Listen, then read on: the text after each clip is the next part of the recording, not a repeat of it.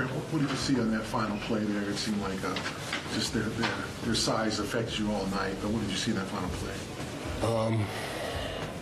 Play was designed to get the ball to JT. Normally, the big is the one that's guarding. They don't take the guy off the ball. They took Laurie off the ball, so I got open against Laurie. As soon as I caught it, I was deep in the paint, or not in the paint. I was running in the lane. So I took the dribble, trying to look up and see if anybody was available. JB fell to my left. Potentially had Sam to my right for a shot. So, and then by then it was probably 3 seconds left on the clock. JT was in the backcourt. Malcolm was still out of bounds. So it was like, I got to get a shot up at least. So I tried to make contact with Walker and shot fake and then try and get the ball at least on the glass so we can get it off to rebound and tip. He made a good play and got the ball and blocked it. And after that, no time left. We didn't have any timeout. So it's not like when I caught it, I was like, got to find a way to get at least a shot attempt. But there was no avenue in that scenario. Probably could have shot a floater, probably the better shot, or even just try to get that ball to Sam. But Santi did a good job of bluffing and getting back out and forcing me into Walker. So, yeah. Your coach said that you kind of felt like you guys at a certain point let go of the rope defensively. Do you feel like there was kind of a point where you guys relaxed and that was why the Jazz were able to start getting a rhythm from the further? Our physicality waned. It was one of those where we had a solid first quarter. In the second, they started, I think, playing more aggressive, and they got a lot of fouls. And it kind of shifted the momentum of the game. We started playing a little bit more passively. And then throughout, then it was a game from then on. So you have to go back and forth, and they made a lot of good plays. Oshai had a big three. Miscommunication led to a Laurie's three, and then we didn't capitalize on the last play.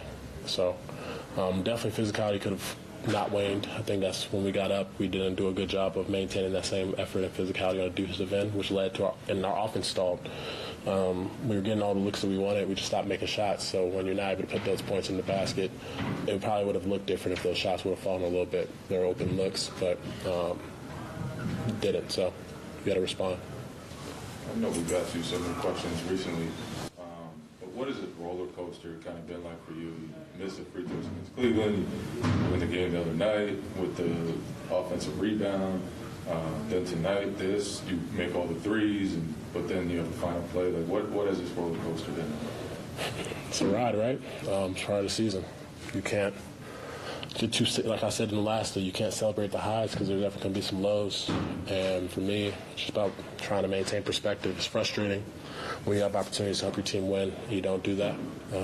That's probably the most frustrating thing as a player, when you feel like, especially if you have control over the moment, and you have to feel it, embrace it, because there's going to be opportunities where you have to have that same opportunity later on, and you have to win those opportunities.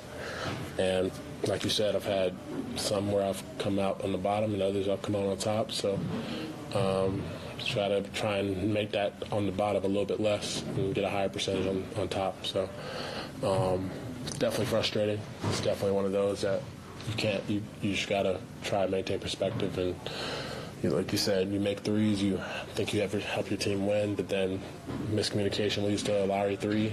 So just as happy and excited as you can be about making shots, the defensive lapses and moments like that happen, and it's frustrating. So, yeah. What was your mentality offensively?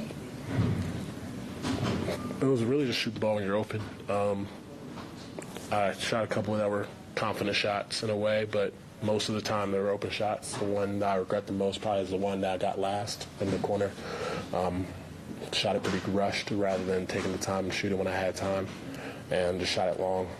We could have put us up by 7. Instead, we were up by 4. But outside of that, it's just like you got to play with that confidence of making sure you take those shots when they're available. The guys are encouraging me to shoot. You don't realize how good of a shooter you are, but you have to trust the people around you, because they wouldn't be telling you that otherwise. And for me, it's something I've always had to balance and struggle with. So I have to continue to improve on that end and continue to take those shots and knock them down when the team needs me to. Thank you, Grant. Yep.